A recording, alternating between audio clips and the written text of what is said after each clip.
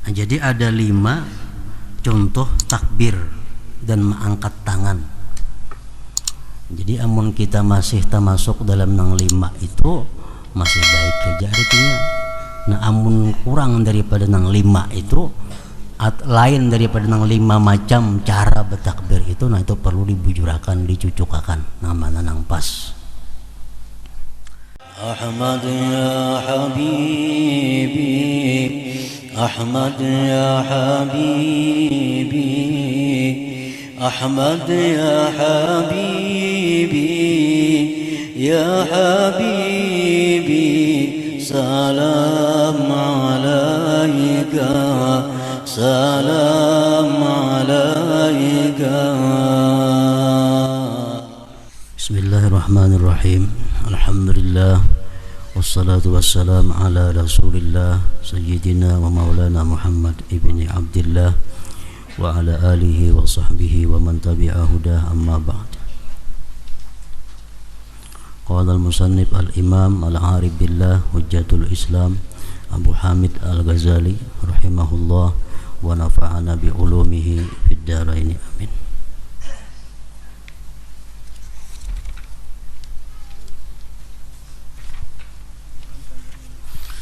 Bab kedua tentang cara amal-amal perbuatan zahir dari salat, mulai dengan takbir dan apa yang sebelumnya.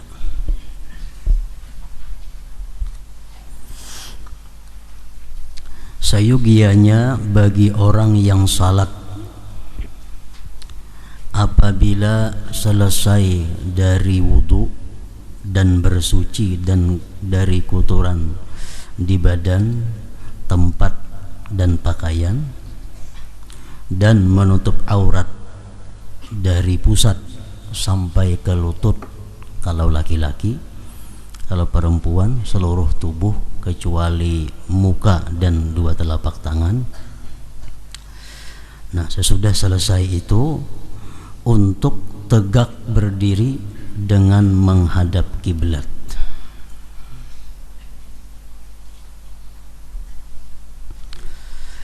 Dan mengambil jarak yang enak di antara kedua telapak kakinya dan tidak mengumpulkan keduanya. Jadi berdiri tegak, lalu jarak antara 2 batis itu menurut ulama-ulama fikih menyatakan adalah sekurang-kurangnya 4 jari sampai sekilan.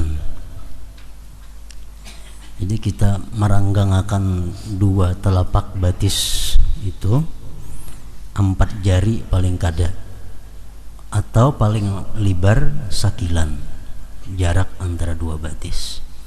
Artinya jangan kurang pada 4 jari, ranggangnya antara 2 telapak batis jangan lebih pada sekilan. Dan tidak mengumpulkan keduanya. Artinya 2 batis itu jangan bersantuk. Nah, kalau ada pawaknya, jadi batis ini berait, 2 telapak batis berait.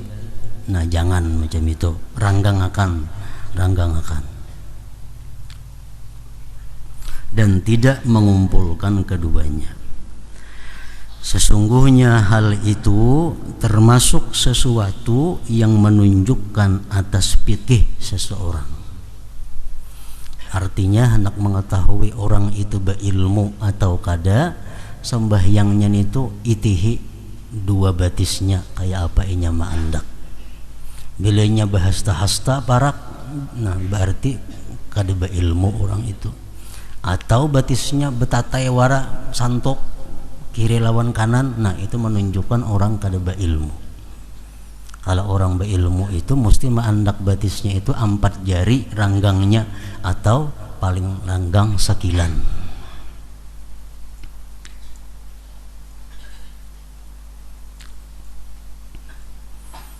Jadi amun kebiasaan ranggang itu terpaksa dilatih pada hulu. kainnya ranggang tepang terus berpuluh-puluh tahun sudah ranggang nanti batis nah bahasta-hasta lalu mau ubahnya terpaksa perhatian latihan.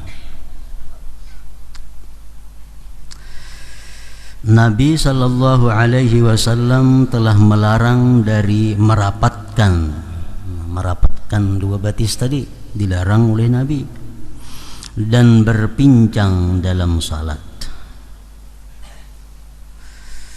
Yang dimaksud dengan merapatkan adalah menyertakan dua telapak kaki dengan bersamaan. Daripadanya terdapat firman Allah Ta'ala muqarranina fil asfad, artinya diikat bersama-sama di dalam belenggu. Sedangkan berpincang yang dimaksud adalah mengangkat salah satu dari dua kaki. Jadi antara batis kanan lawan batis kiri ini tinggi sebelah, itu pun dilarang juga. Termasuk di sini adalah batis kiri, batis kanan itu kada rata, ada nang taka maju, ada nang taka belakang. Maandak batis nih, kiri kan nang tak maju sedikit atau kanan kan nang tak maju, itu pun dilarang juga.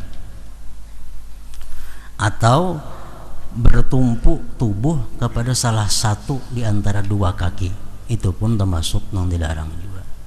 Nah, jadi awak kita waktu berdiri itu bujur-bujur dipikul oleh kedua kaki kita. Jangan makan sebelah, baik kiri atau kanan. Nah, jadi batis itu mesti rata, jangan ada nanta maju sebuting, jangan, atau tertinggi sebuting, jangan juga. Daripadanya terdapat firman Allah Azza wa Jal as-safinatul jiyad surah Sad, artinya kuda-kuda yang tenang waktu berhenti dan cepat waktu berlari. Nah, jangan kayak batis kuda bermaju sebelah. Nah, itu. Jadi mesti batis kita sejajar. Ini adalah sesuatu yang dipelihara pada kedua kakinya ketika berdiri. Jadi terpaksa diitihi dahulu batis kita nih. Sebelum sembahyang itu kita itihi dahulu batis, rata kada, ranggangnya kayak apa. Nah, ini termasuk kesempurnaan sembahyang, kesempurnaan salat. Kita atur dahulu batis supaya sekadar sekilan ranggangnya. Nah, kemudian lagi andaknya rata, jangan ada yang tak mundur tak maju, dan jari-jari batis itu mesti menghadap kiblat. Kayak itu, misalnya kiblat di sana, kayak itu, jangan kayak ini batis. Kebiasaan kalau kada dilatih bisa nang kebiasaan macam itu batis mandak nah, miring ke kanan sebuting, miring ke kiri sebuting. Karena kada terperhatiakan ranggangnya bahasa hasta sudah bahalang kayaknya pulang batis sembahyang nah jadi mesti rapatakan batis sekadar sekilan dan rata supaya jari-jari nang 10 ini umpat menghadap kiblat.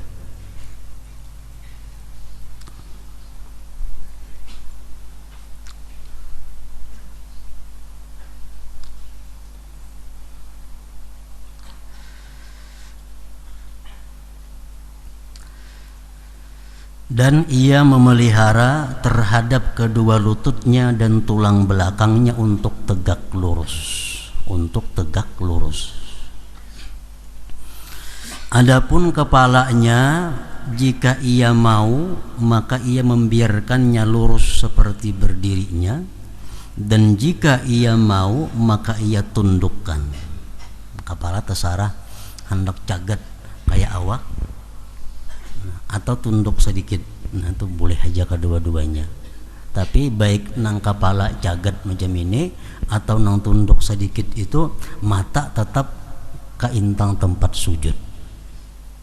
Masalahnya kepalanya aja nang tegak atau tunduk sedikit, kalau mata tetap disuruh melihat tempat sujud.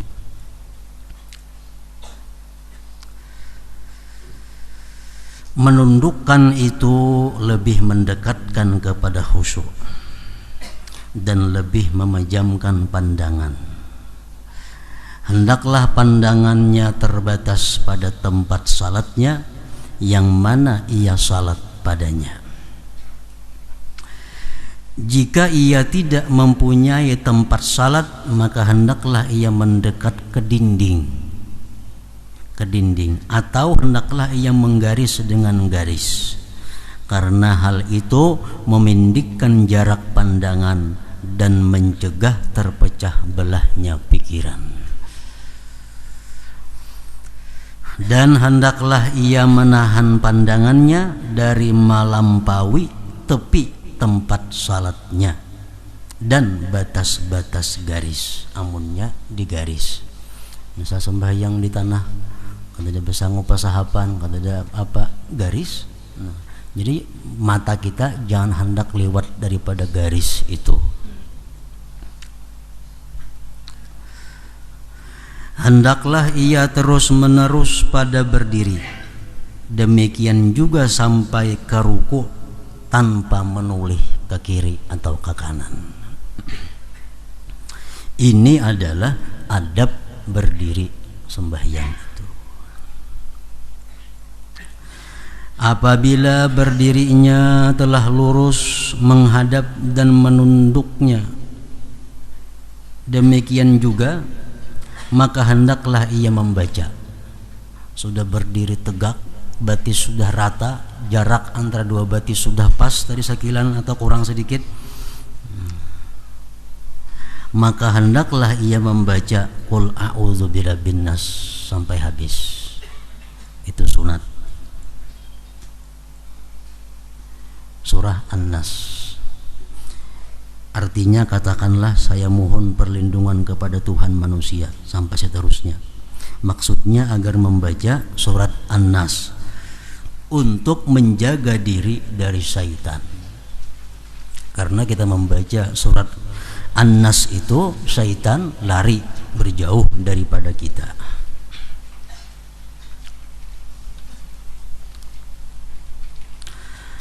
Kemudian hendaklah ia melakukan iqamah. Jadi di sini qul a'udzu birabbin nas dahulu hanya rekamat. Jika ia mengharap datangnya orang mengikut dengannya, maka hendaklah ia azan dahulu. Nah, sudah tuntung semuaan itu. Kemudian hendaklah ia menghadirkan niat, yaitu pada waktu zuhur misalnya ia mengata di dalam hatinya, saya tunaikan fardu zuhur karena Allah. Dan sunat juga menutur dengan lisannya, usalli fardaz zuhri lillah, saya tunaikan fardu zuhur karena Allah. Perkataan saya tunaikan untuk membedakan dari qadaan, untuk membedakan dari qadaan, dan kata fardu untuk membedakan dari sunat, dan kata zuhur untuk membedakan dari asar dan lainnya. Hendaklah arti lapaz-lapaz ini hadir di dalam hatinya, karena itu adalah niat. Sedangkan lapaz-lapaz ini adalah pengingat atau sebab-sebab untuk menghadirkan makna arti-arti itu.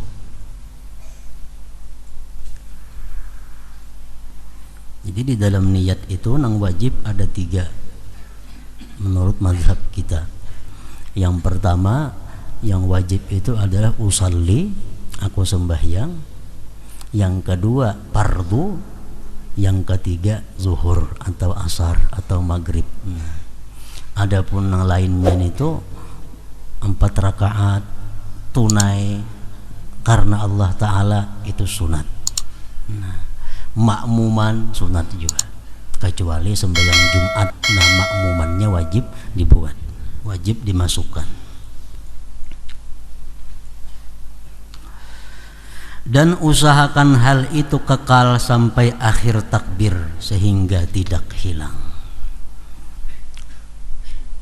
Jadi sebenarnya niat itu bukan ditutur di dalam hati.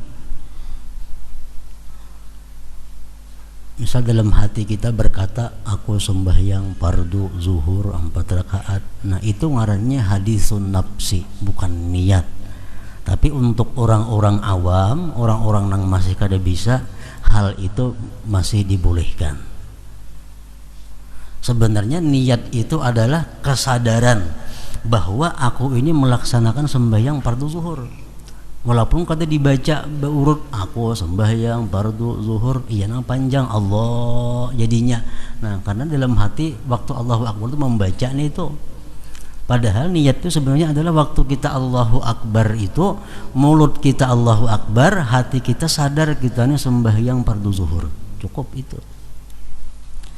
Namun kada bisa nang macam itu masih dibolehkan nang tadi. Mulut Allahu Akbar, dalam hati aku sembahyang fardu zuhur 4 rakaat, menghadap kiblat, mengikut imam tunai karena Allah Ta'ala. Nah itu masih dibolehkan.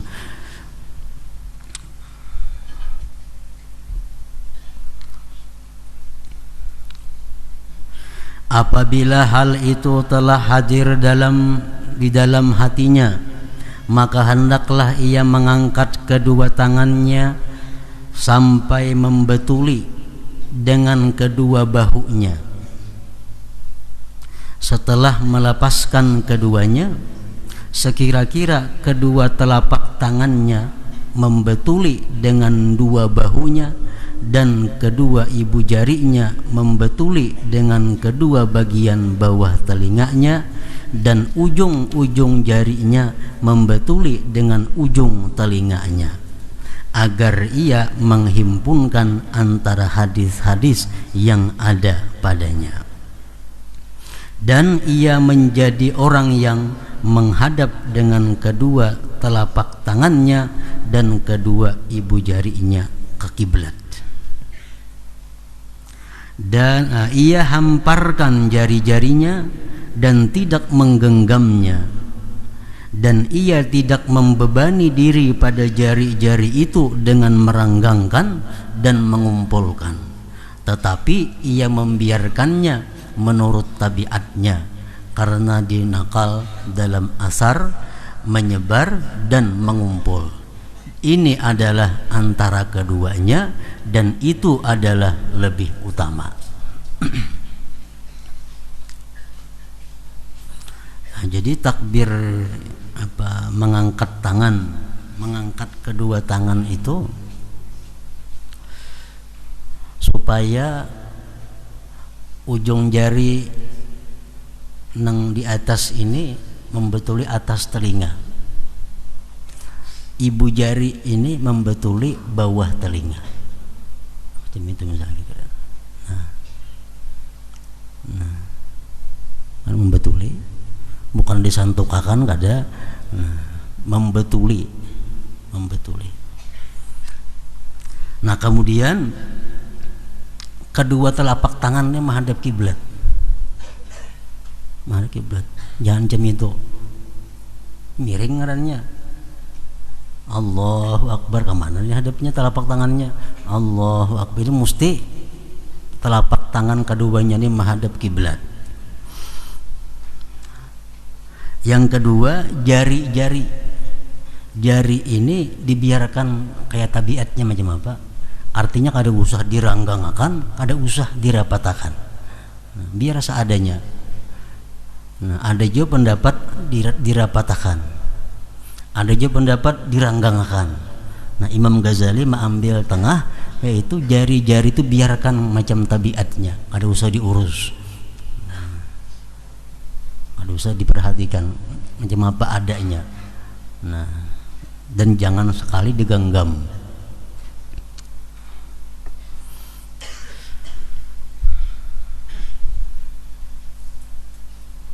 Jenang kita ini perlu latihan juga. Seorangan di hadapan ceramin, Allah Akbar, di ceramin, maka supaya kau melihat pas kada nih Allahu Akbar.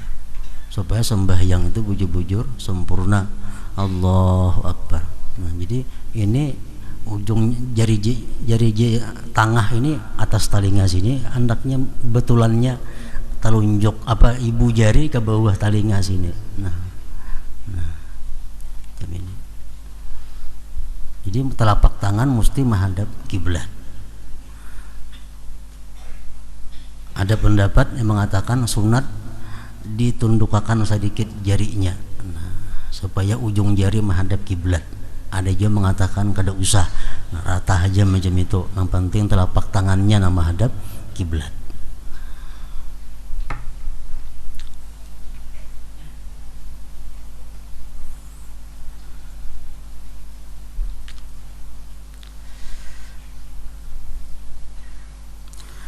Apabila kedua tangan itu telah menetap pada tempat menetapnya, maka ia mulai takbir dengan melepaskan kedua tangannya dan menghadirkan niat.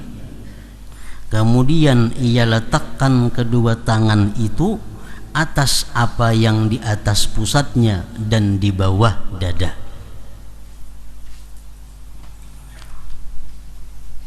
Jadi takbir itu, ini Imam Ghazali, bermacam-macam imam cara bertakbir. Jadi Imam Ghazali ini menurut pendapat Sidin yang paling baik adalah antara Allahu Akbar dengan mengangkat tangan itu. Jadi waktu kita mengangkat, kita pray, jangan bertakbir dulu. Nah, sudah ini kira-kira tepat andaknya di sini, hanya Allahu Akbar. Nah, jadi waktu mengangkat itu kada usah dulu, angkatnya berani aja. Nah, sudah sampai di sini hanya Allahu Akbar. Nah, itu pendapat Imam Ghazali yang paling baik macam itu. Angkat pray, jangan berbacaan dulu. Sudah ini gana di sini hanya Allahu Akbar, di hati menghadirkan niat. Itu pun dilatih juga, mun kada mahir kada kawa juga langsung itu. Nah, dilatih.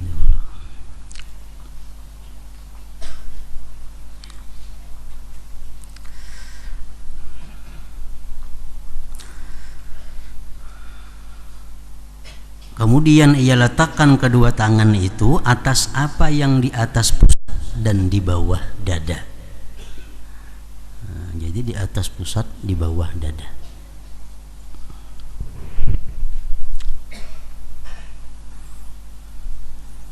Oleh para ulama ahli hikmah mengatakan, kenapa tangan kita ini diandak di intang sini, di bawah dada, di atas pusat. Nah, ini adalah satu isyarat untuk mengandang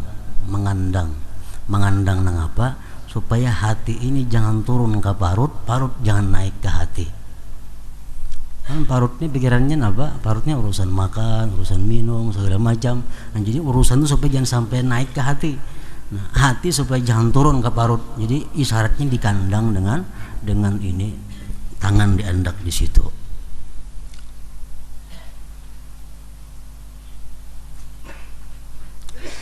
Ia letakkan tangan kanan di atas tangan kiri sebagai penghormatan bagi tangan kanan dengan keadaan di bawah, di atas tangan kanan. Sebarkan jari telunjuk dan jari tengah atas tangan kanan sepanjang lengan, dan ia genggam dengan ibu jari, jari manis dan jari kelingking atas pergelangan tangan kiri. Jadi menandak tangan ini pun menurut Imam Ghazali, dua bilah jari ini membujur pergelangan. Nah, sedangkan tiga jari ini menggenggam kok ngarannya ini lilipatan antara dua tangan nih, kok bahasa Arabnya. Nah, jadi tiga jari ini menggenggam ini. Nah,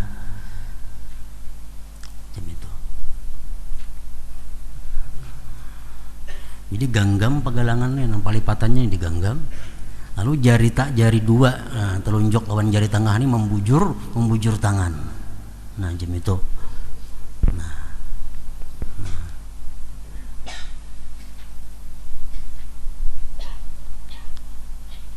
Genggam lawan 3 bilah jari tengah, jari telunjuk membujur lurus. Nah, itu.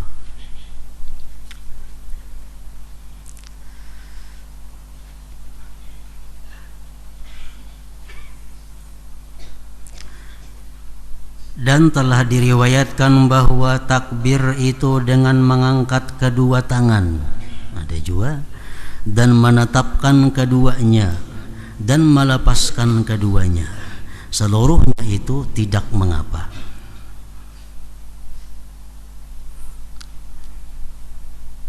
Dan telah diriwayatkan bahwa takbir itu dengan mengangkat kedua tangan dan menetapkan keduanya dan melepaskan keduanya, seluruhnya itu tidak mengapa. Ada mengapa artinya, nah, mulai bawah Allahu Akbarnya, artinya tangannya masih di bawah, lalu Allahu Akbar, mulai bawah sampai habis barnya, kayak itu kada mengapa. Nah, tapi nang baik nang kayak di atas tadi.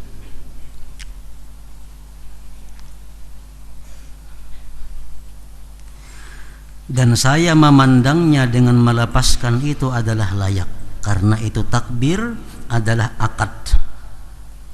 Meletakkan satu tangan atas tangan yang lain adalah bentuk akad. Permulaannya adalah melepaskan tangan dan akhirnya adalah meletakkan tangan.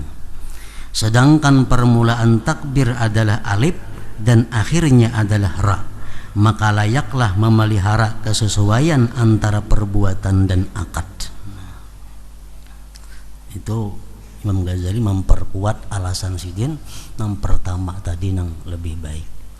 Karena yang pertama ini praeja itu seperti mukaddimahnya, seperti permulaannya mukaddimah. Nah, sudah ini di sini gana hanyar mulai.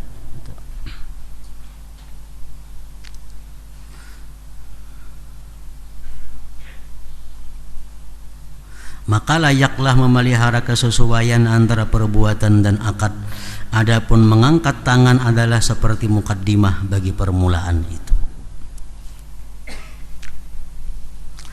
Kemudian tidak layak untuk mengangkat kedua tangannya ke depan seperti menolak bacaannya itu, ini mengangkat membujur menolak ketika takbir.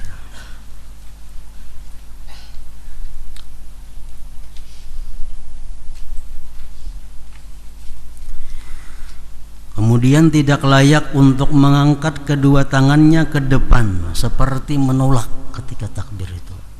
Artinya mengangkatkan Allahu Akbar, nah kayak itu kan menolak lo kayak ini modelnya. Nah kada patut macam itu kita bertakbir Allahu Akbar nggak siniannya. Nah kayak model kada hendak nih tuh menolak. Dan ia tidak menarik keduanya ke belakang bahunya, liwat bahu Allah, nah, liwat ke sini keliwatan, jangan juga. Dan tidak menyentakkan ke kanan dan ke kiri apabila ia telah selesai dari takbir. Allahu Akbar misalnya diurak tangan Allahu Akbar, nah jangan juga, biar aja lurus. Dan ia lepaskan kedua tangan itu dengan lepasan yang ringan. Ia memulai dengan meletakkan tangan kanan di atas tangan kiri setelah pelepasan tangan itu. Di dalam sebagian riwayat bahwasanya Nabi sallallahu alaihi wasallam kana idza kabbara arsala yadayhi wa idza arada ay yaqra'a wada'a al-yumna 'alal yusra. Artinya beliau apabila bertakbir maka beliau melepaskan kedua tangannya. Apabila beliau mau membaca maka beliau letakkan tangan kanan di atas tangan kiri.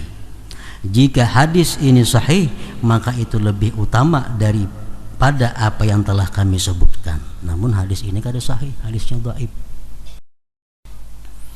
Nah, jadi ada 5 contoh takbir dan mengangkat tangan.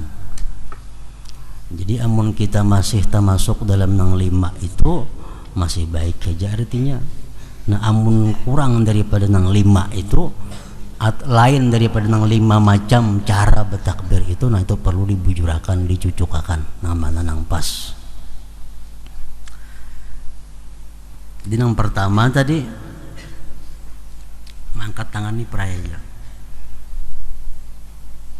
Allahu Akbar semacam itu yang paling baik ujar Imam Ghazali.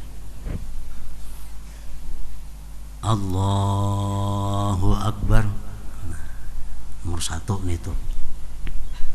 Nang nomor 2-nya, nang nomor 2 Allahu Akbar, naik peraya turun peraya. Di sini aja Allahu Akbarnya. Itu ada juga dari Nabi kita. Allahu Akbar. Nah, yang ketiga Allahu Akbar. Nah, pol semuaan. Naik turun di atas. Nang keempat Allahu Akbar, juntayakan tangan. Karena sudah berbacaan hanya anak ke sini. Itu pun pernah juga oleh Rasulullah. Jadi Allahu Akbar, nah juntai. Sudah baca auzubillah, nyerna tangan ke sini. Juntayakan sama sekali. Nang kelima naiknya aja Allahu Akbar, nah, Allahu Akbar, turunnya kada lagi. Nah, jadi namanya antara 5 itu nang cucuk, nang kawa, nang nyaman. Amunnya kawa usahakan nang pertama tadi, karena itu yang dimu'tamadkan oleh Imam Ghazali dan Imam An-Nawawi. Naiknya aja perai. Nah, ukur dulu tangan sudah sampai asap pas di sini kira-kira, hanyar Allahu Akbar. Nah itu hendak tangan berdahulu asa kira-kira pas sudah, hanyar Allahu Akbar. Nah kayak itu.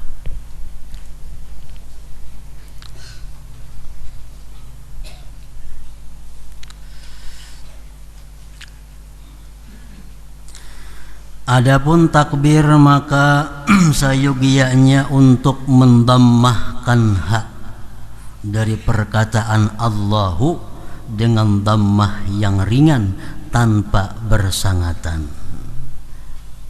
Allahu Akbar, hu-nya jangan dimatii, hu-nya itu apa? Allah Akbar, jangan mestinya Allahu Akbar, berisi hu-nya itu Allahu. Dan tidak memasukkan antara ha dan alif sesuatu yang menyerupai waw mad. Ini terlalu dhammah sehingga jadi waw. Allahu Akbar. Nah, hu-nya kepanjangan, bawa jadinya labihan. Allahu Akbar, nah hu-nya kepanjangan. Jangan kayak itu. Perserupaan mat itu terbawa karena menyangatkan dhammah. Karena terlalu mendammahkan hu, akhirnya jadi waw. Panjang hu, nah jangan. Dan tidak memasukkan antara ba akbar dan ra-nya akan alif, seolah-olah ia mengucapkan akbar. Jangan. Ini baik waktu takbiratul ihram kah atau waktu azan kah, jangan sekali-kali panjang ba-nya itu, karena artinya berubah. Kalau akbar artinya itu maha besar, kalau akbar artinya gendang babun. Ya, kalau kita panjang Allahu Akbar, Allah babun artinya lah. Nah, jadi jangan panjang baknya itu Allahu Akbar.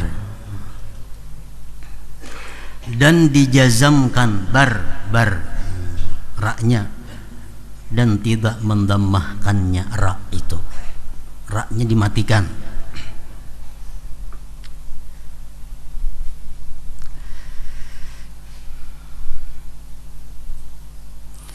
Dan lagi disebutkan oleh para ulama fikih yang perlu diperhatikan bahwa panjangnya Allah yang lebih daripada 14 harakah.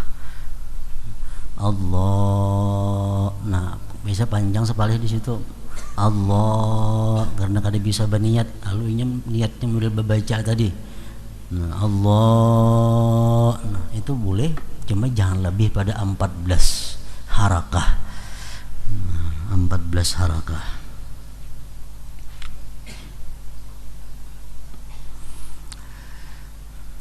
Disyaratkan pula takbir itu didengar oleh kita nang bertakbir. Bila kita seorang kada mendengar, kada sah takbirnya. Jadi kita mesti mendengar takbir yang kita ucapkan itu, nah mesti telinga kita mendengar. Kalau keadaannya normal, telinganya normal, keadaan sekitar normal, kada ada ribut, kada ada apa, nah kita mesti mendengar takbir yang kita ucapkan itu.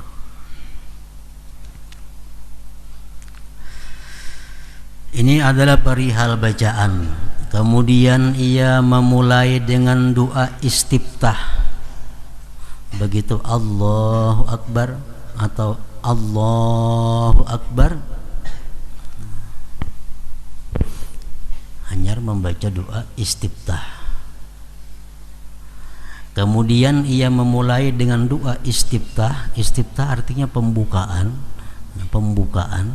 Dan bagus setelah ucapan Allahu Akbar untuk membaca Allahu Akbaru kabira walhamdulillahi katsira wa subhanallahi bukratan wa asila wajjahtu wajhiya lilladzi fatara as-samawati wal arda hanifan musliman wa ma ana minal musyrikin inna salati wa nusuki wa mahyaya wa mamati lillahi rabbil alamin la syarika lahu wa bidzalika umirtu wa ana minal muslimin.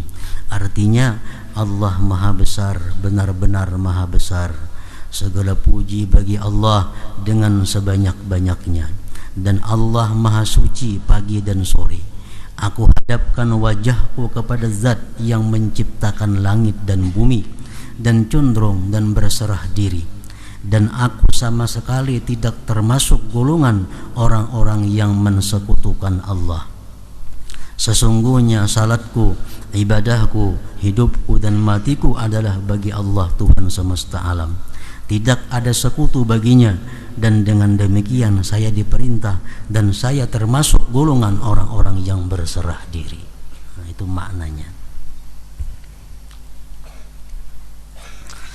Kemudian ia membaca subhanakallahumma wa bihamdika wa tabarakasmuka wa ta'ala jadduka wa jalla sanauka wa la ilaha ghairuka. Artinya maha suci engkau ya Allah, dan dengan segala pujimu, maha suci namamu, maha tinggi kemuliaanmu dan maha besar pujianmu, dan tidak Tuhan selainmu, tidak ada Tuhan selainmu. Agar menghimpunkan hadis-hadis yang berpencaran. Ada hadis mengatakan Nabi dua iftitah sidin subhanakallahumma, itu aja. Ada hadis yang lain Nabi dua iftitah wajah atau wajian, itu aja. Jadi supaya tak kumpul hadis-hadis kita baca semuaan. Jadi doa iftitah atau istiftah tadi hukumnya adalah sunat dengan beberapa syarat. Syaratnya antara lain bahwa kita belum membaca a'udzubillah. Kalau sudah tak baca a'udzubillah sengaja atau kada sengaja, kalau boleh lagi kita membaca doa iftitah itu. Jadi Allahu Akbar, bernapas-napas Allahu Akbar kabira langsung. Amun sudah a'udzubillah hanya ingat pada doa iftitah belum, nah kada boleh lagi tarusakan aja a'udzubillah, jangan lagi doa iftitah diulangi. Itu syaratnya. Nang kedua lagi syarat sunatnya doa iftitah itu kita kada khawatir, kada takutan keluputan sebagian Fatihah kalau kita jadi makmum. Nah, jadi kalau kita jadi makmum, kita sunat membaca doa iftitah kalau kita punya keyakinan sampat membaca Fatihah. Namun kita ragu-ragu asa sampat asa kada membaca Fatihah, kada usah membaca doa iftitah. Misal imam, kita datang ke masjid, imam sudah membaca qul ya ayyuhal kafirun, kita datang Allahu Akbar, jangan iftitah lagi kada sampat membaca Fatihah, imam rukuk. Nah jadi langsung aja ke Fatihah, auzubillah. Nah jangan membaca doa iftitah. Dia tidak khawatir keluputan sebagian Fatihah. Yang ketiga syaratnya dia tidak khawatir keluar waktu sembahyang. Kalau waktu sudah mipit, kada usah berdoa iftitah lagi, karena tak keluar sembahyang dari waktunya. Nah jangan lagi.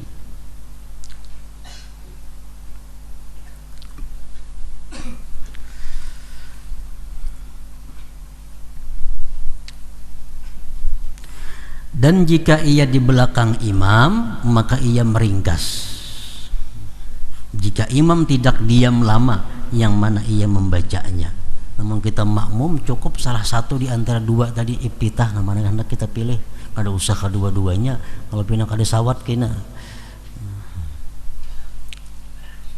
Namun sembahyang sorangan, ayo baca dua iftitah sepanjang-panjangnya, kada jadi masalah.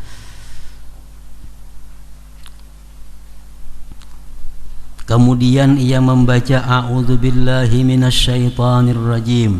Tuntung doa iftitah hanya a'udzubillahi minasyaitonirrajim. Artinya saya berlindung kepada Allah dari syaitan yang dikutuk. Kemudian ia membaca Al-Fatihah yang padanya ia memulai dengan Bismillahirrahmanirrahim. Artinya dengan nama Allah yang Maha Pemurah lagi Maha Penyayang. Dengan tasdid-tasdidnya yang sempurna. Dalam Fatihah itu ada 14 tasdid. Nah, kada boleh kita kurang.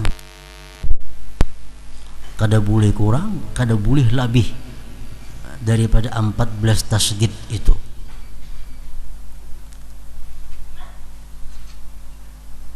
Dalam Bismillahirrahmanirrahim ada 3 tasdid. Bismillah sebuting, Hirrah sebuting, Nirrahim sebuting. Nah, jadi tasdid itu jangan kurang, jangan lebih, berlebihan jangan. Berlebihan kan kita salah pulang artinya. Dalam Fatihah ada 14 tasdid yang dipelihara. Dan juga huruf-hurufnya. Huruf-huruf dalam Fatihah itu jangan dikurang, jangan ditambah daripada yang ada. Huruf Fatihah ada yang mengatakan 155. Itu kalau maliknya handap. Maliki yaumiddin, Maliki yaumiddin. Kalau dipanjangkan Maliki yaumiddin 156.